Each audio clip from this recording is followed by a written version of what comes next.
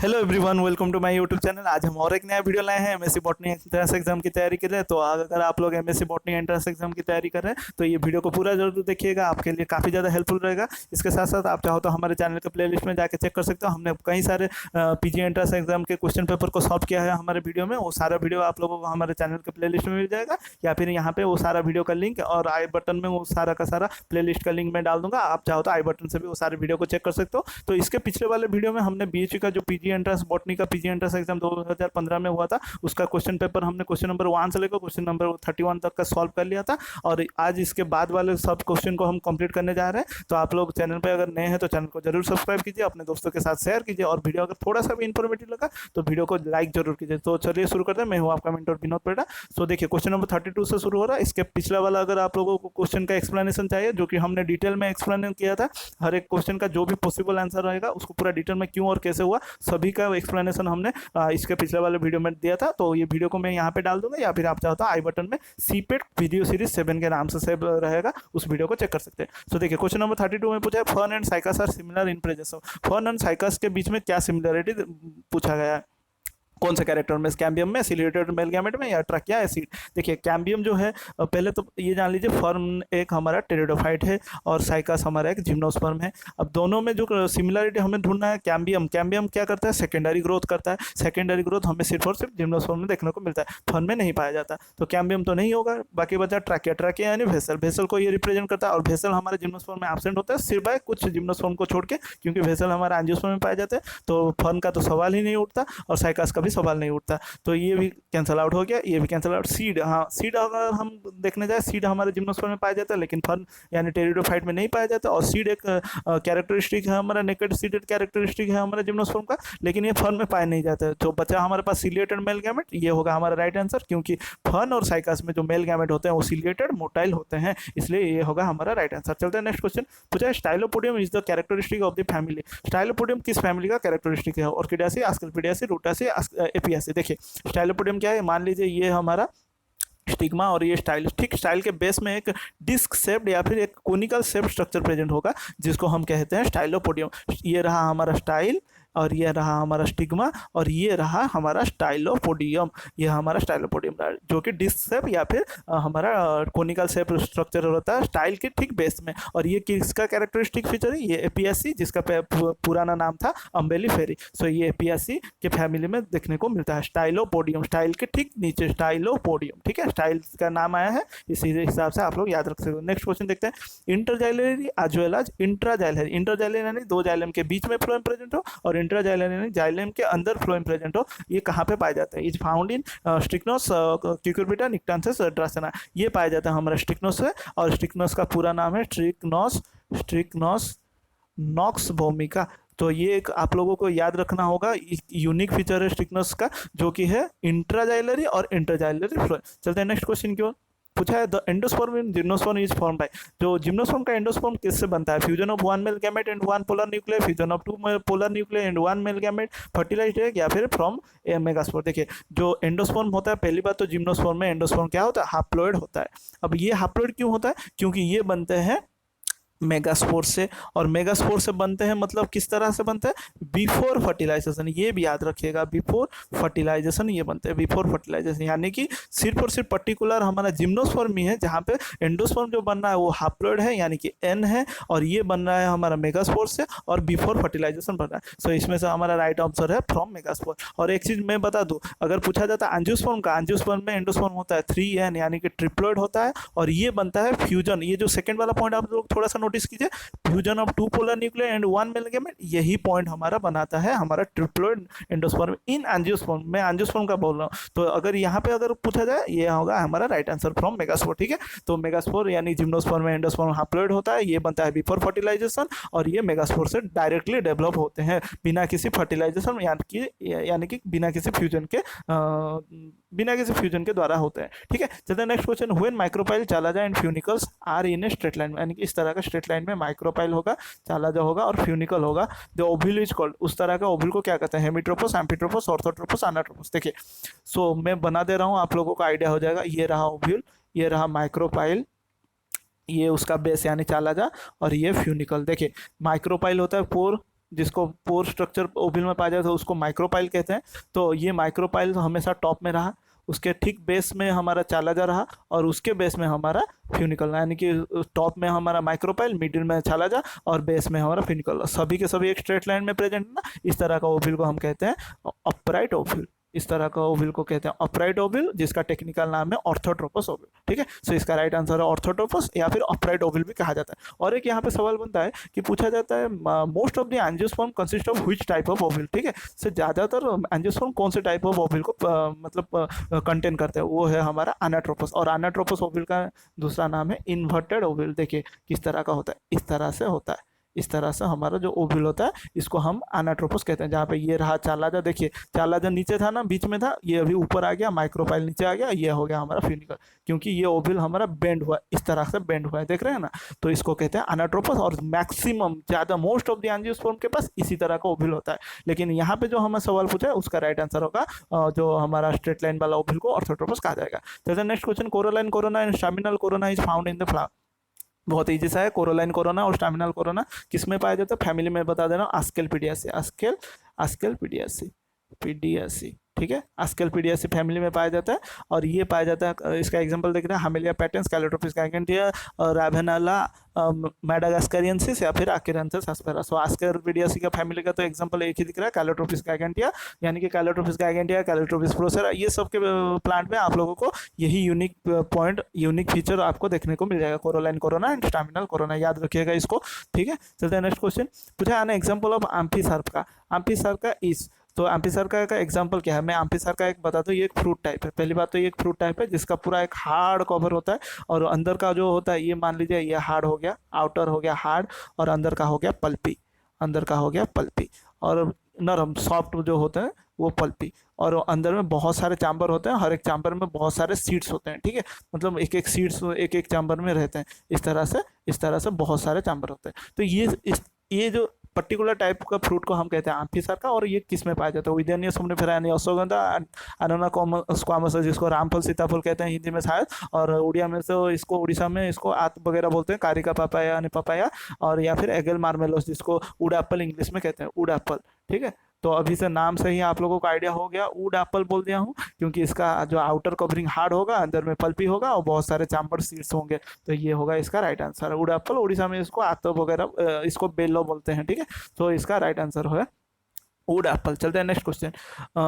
Tetrasporic embryo sac develops from the following. Tetrasporic मैं बता दूं, पहले तो मोनोस्पोरिक एम्ब्रियो सैक कैसे बनता था, ये रहा मेगास्पोर मदर सेल, और ये डिवाइड करके 4 बना था, मियोस्टिकली डिवाइड करके 4 मेगास्पोर बनाता था, ऊपर के 3 डीजेनरेट हो जाते था, सिर्फ एक ही हमारा फंक्शनल होता, वो मोनोस्पोरिक होता था। लेकिन टेट्रास्पोरिक में क्या होगा, जो मेगास्पोर होगा उसमें 4 इस तरह के न्यूक्लियस होंगे, और यही जाके बाद में हमारा फंक्शनल एम्ब्रियो सैक बनाएगा। तो ये होगा टेट्रान्यूक्लियड मेगास्पोर, ये वाला हमारा राइट आंसर अभी से मिलेगा। Megaspore tetraploid megaspore, tetranuclear megaspore, ये तो नहीं होगा। So right answer is this one. चलते हैं next question. Pro embryo of in पाइनोसिस, जो पाइनस का प्रो एम्ब्रियो किस तरह होता है, 3 टायर्ड, 4 टायर्ड, 2 टायर्ड या फिर 5 टायर्ड। तो पाइनस का जो एम्ब्रियो होता है वो 4 टायर्ड होता है, और 4 टायर्ड में बता दूं इस तरह से होंगे, ये रहा बीच में 1 टायर्ड, 2 टायर्ड, 3 टायर्ड, 4 टायर्ड, इस तरह से न्यूक्लियस वगैरह अरेंज हुए रहेंगे। और मैं 4 टायर का नाम लिख दूंगा, एक होगा एम्ब्रियोनल टायर, एम्ब्रियोनल, दूसरा होगा हमारा सस्पेंसर टायर,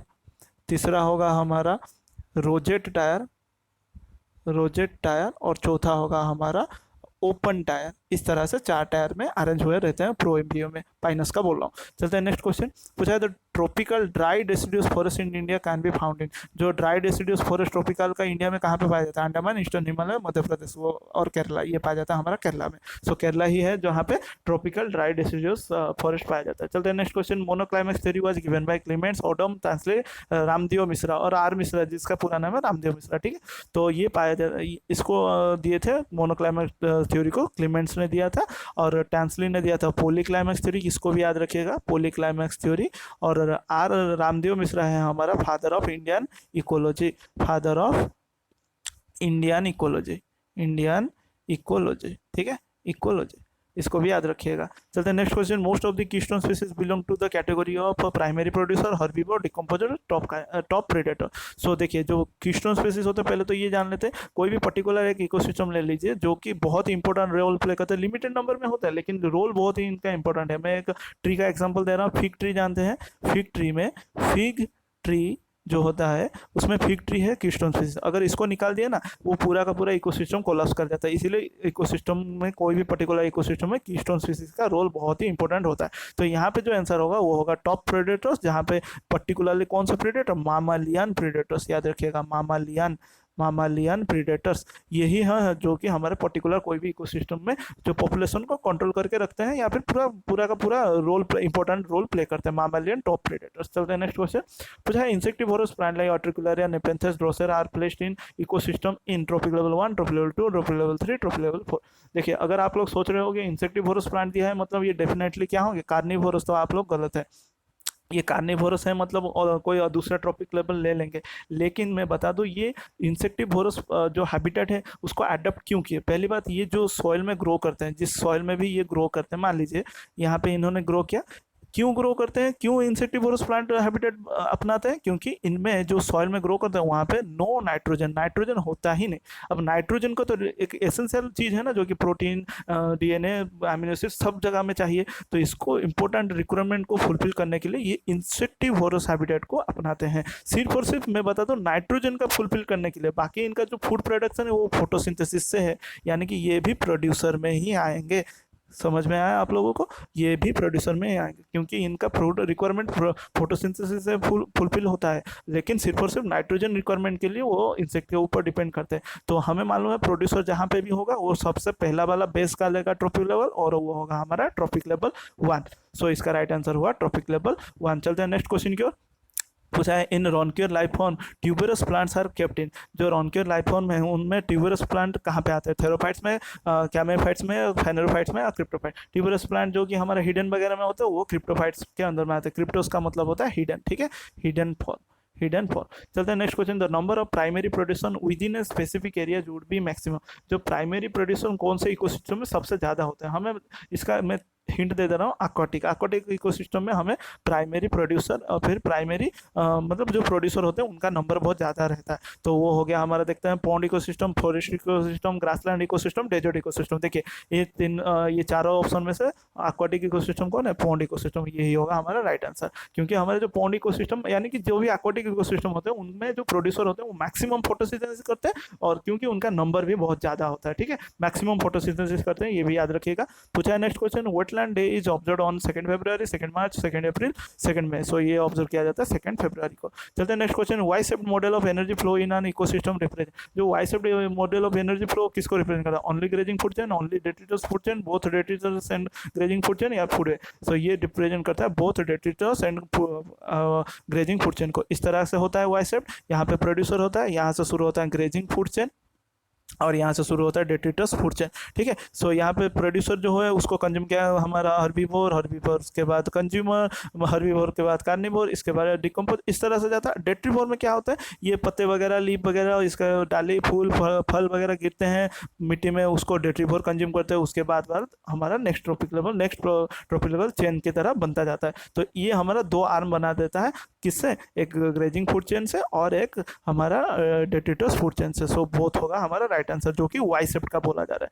चलते हैं next question. The 2 genotypes growing in different environment. 2 genotype different environment में ग्रो कर रहे हैं। शोइंग सिमिलर फिनोटाइप्स आर रिप्रोटाइप, यानी कि 2 जीनोटाइप है, जीनोटाइप 1 और जीनोटाइप 2। ये कोई एक अलग एनवायरनमेंट में ग्रो कर रहा है, ये कोई एक एनवायरनमेंट में ग्रो कर रहा है, ये कोई दूसरा एनवायरनमेंट में ग्रो कर रहा है, लेकिन इन दोनों का फिनोटाइप सेम ही है। Phenotype is same. इस तरह का कैरेक्टर को क्या कहेंगे? फिनोकॉपीज, इकोटाइप्स, आइसोटाइप्स, इकोटोन। इसको कहेंगे इसको कहेंगे हम फेनोकॉपीज, ठीक है। इकोटाइप्स तो अलग होगा, आइसोटाइप अलग होगा, इकोटोन अलग होगा। इकोटोन तो ट्रांजिशनल जोन बिटवीन 2 इकोसिस्टम। इकोटाइप्स में जेनेटिकली जो भी मॉडिफिकेशन होता है वो हेरिटेबल होता है, मतलब जनरेशन आफ्टर जनरेशन होता है। सो बचा हमारा ये फेनोकॉपीज। ये इसमें क्या होता है? जीनोटाइप 2 अलग अलग एनवायरनमेंट में ग्रो करता है, लेकिन एक्सीडेंटली एंड कोइंसिडेंटली उनका जो फिनोटाइप्स सिमिलर हो जाता है, ठीक है। चलते next question. Man and biosphere programme, जिसको MAB कहा जाता है, याद रखिएगा, MAB, man and biosphere programme. MAB MAB का मतलब इस तरह फुल फॉर्म नहीं होगा, मैन एंड बायोस्फीयर, इसका पूरा होगा, ये पूरा फुल फॉर्म होगा। अगर आप लोग सोच रहे हैं MAB का full form man and biosphere होगा, नहीं, गलत होगा। इसका पूरा फुल फॉर्म होगा मैन एंड बायोस्फीयर प्रोग्राम, इसको भी याद रखिएगा, लेकिन इसको रिप्रेजेंट एब्रीविएशन MAB से किया जाता है। सो कब लॉन्च हुआ था? वो आज लॉन्च बाय किसने किया था? गवर्नमेंट ऑफ इंडिया, यूनेस्को ने, WWF ने, या फिर IUCN ने? इसको हमने लॉन्च किया था यूनेस्को ने, United Nation Educational Scientific Cultural Organisation. इसका पूरा नाम अगर पूछा जाएगा, यूनाइटेड नेशन एजुकेशनल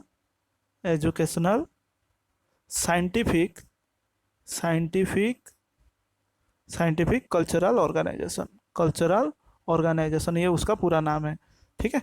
और इसने ही लॉन्च किया था हमारा MAB प्रोग्राम। चलते next question, the maximum stratification of plant is found in. Maximum stratification यानी इस तरह से मान लीजिए प्रोड्यूसर है ये, इसके बाद श्रब आ गया, हर्ब, उसका श्रब, ये आ गया ट्री, इस तरह से जो होता है ना, इसको वर्टिकल स्ट्रैटिफिकेशन कहते हैं। वो कहाँ पे ज़्यादा होगा? टेम्परेट फॉरेस्ट में, ट्रॉपिकल रेन फॉरेस्ट में, अल्पिन फॉरेस्ट में, या ट्रॉपिकल सबी फॉरेस्ट में। ये ज़्यादातर जहाँ पे एनवायरमेंटल कंडीशन जहाँ पे बहुत ज़्यादा बढ़िया रहेगा, suitable for growth of different organism रहेगा, वहाँ पे ज़्यादा होगा। और ये हमारा ट्रॉपिकल रेन फॉरेस्ट में होता है, इसीलिए मैक्सिमम स्ट्रैटिफिकेशन वहाँ पे देखने को मिलता है। चलते हैं next question, peroxy acetyl nitrate pan is formed in the atmosphere by the reaction of acetyl peroxy radical with nitrogen nitrate, nitrogen oxide, या फिर नाइट्रोजन डाइऑक्साइड। सो मैं बता दूं, जो हमारा राइट आंसर है वो है नाइट्रेट होगा हमारा, NO2 होगा राइट आंसर, नाइट्रोजन डाइऑक्साइड, ठीक है।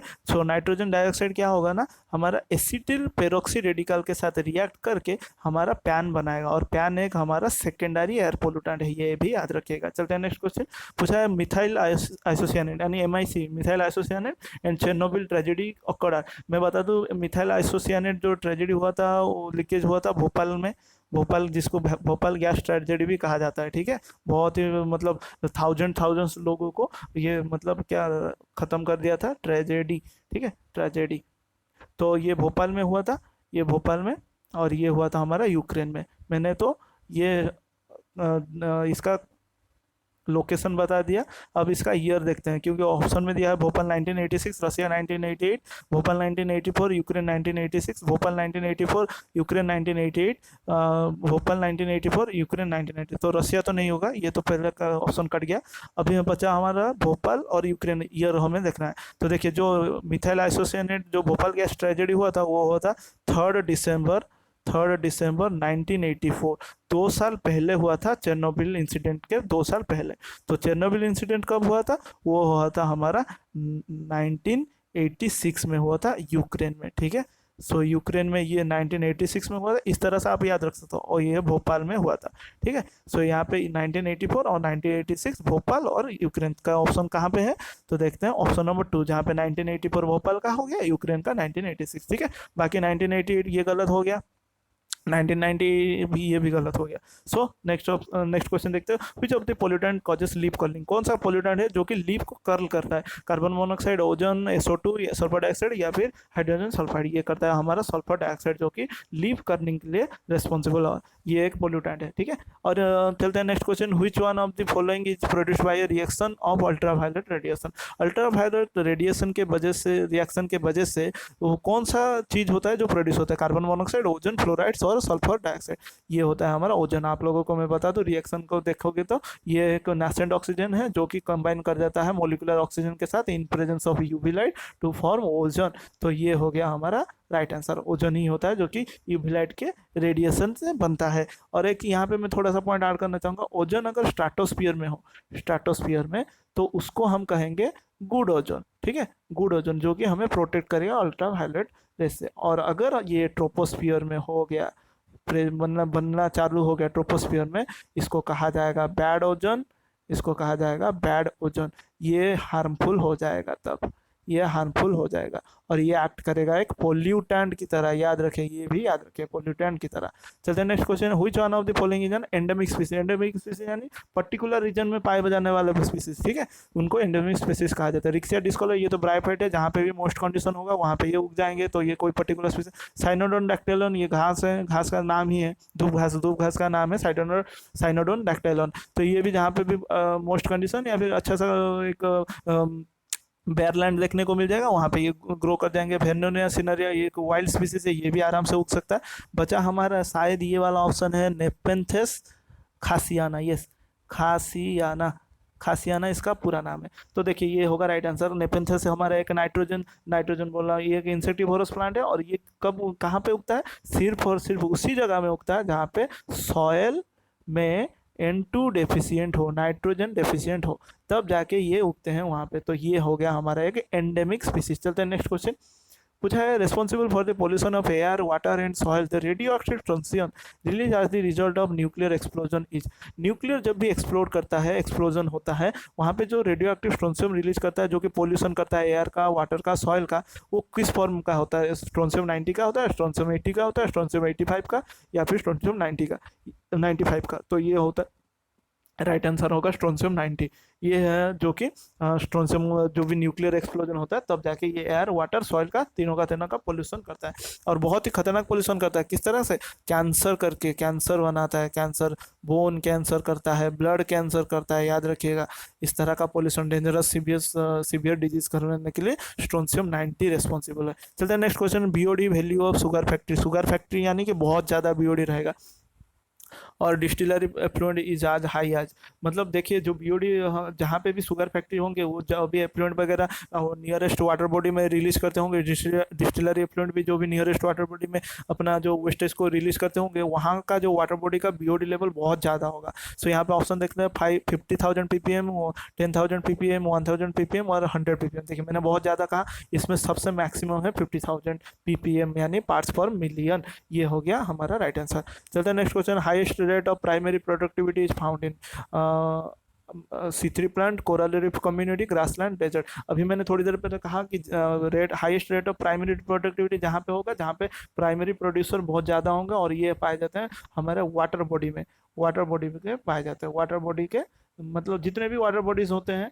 उन सब में ज़्यादा से ज़्यादा हमें प्राइमरी प्रोड्यूसर, और primary rate of primary producer ज़्यादा होंगे तो प्राइमरी प्रोडक्टिविटी बढ़ेगा। तो यहाँ पे जो एक्वाटिक इकोसिस्टम होते हैं ना, एक्वाटिक इकोसिस्टम उनमें ज़्यादा पाया जाता है ना। तो यहाँ पे C3, तो ये तो टेरेस्ट्रियल हो गया, ग्रासलैंड भी टेरेस्ट्रियल हो गया, डेजर्ट भी टेरेस्ट्रियल हो गया, कोरल रीफ कम्युनिटी हमारा एक्वाटिक इकोसिस्टम में आएगा, जो कि पर्टिकुलर ओशन इकोसिस्टम। ठीक है, ओशन इकोसिस्टम आएगा। तो ये होगा हमारा राइट आंसर। चलते नेक्स्ट। ऑस्मोट्रोप्स बिलोंग्स टू, ऑस्मोट्रोप किसको बिलोंग करते हैं? तो मैं बता दूं ऑस्मोट्रोप किसका मोड ऑफ हैबिटेट है? वो है फंगस का। जहाँ पे ऑस्मोट्रोप यानी ये क्या करता है ना, ऑर्गेनिक जो मैटर है ये अपना फूड हैबिट कैसे, मतलब फूड कंप्लीट न्यूट्रिशन को कैसे फुलफिल करता है, जो ऑर्गेनिक मैटर होता है उनको ये ऑब्जर्व करता है by the process of osmosis, इसीलिए इनको कहा जाता है ऑस्मोट्रोप। तो हम देखते हैं ऑप्शन फंगस कहाँ पे आता है, प्राइमरी कंज्यूमर में नहीं आएगा, सेकेंडरी कंज्यूमर में नहीं आएगा, ट्रॉप कंज्यूमर में नहीं आएगा, फंगस आएगा हमारा डिकम्पोजर से। सो डिकम्पोजर होगा हमारा right answer. So question number 60 का हमारा डिकम्पोजर राइट आंसर हुआ। तो इसके साथ ही हम यहाँ पे वीडियो एंड करें, नेक्स्ट पार्ट में हम पूरा इसका कंप्लीट एनालिसिस कर लेंगे। तो अगर आप लोगों को वीडियो थोड़ा सा भी इन्फॉर्मेटिव लगा तो लाइक जरूर कीजिएगा, और चैनल को सब्सक्राइब करके रखें ताकि नेक्स्ट वीडियो का नोटिफिकेशन आपको तुरंत ही मिल जाए। मिलते हैं नेक्स्ट वीडियो में। Thank you.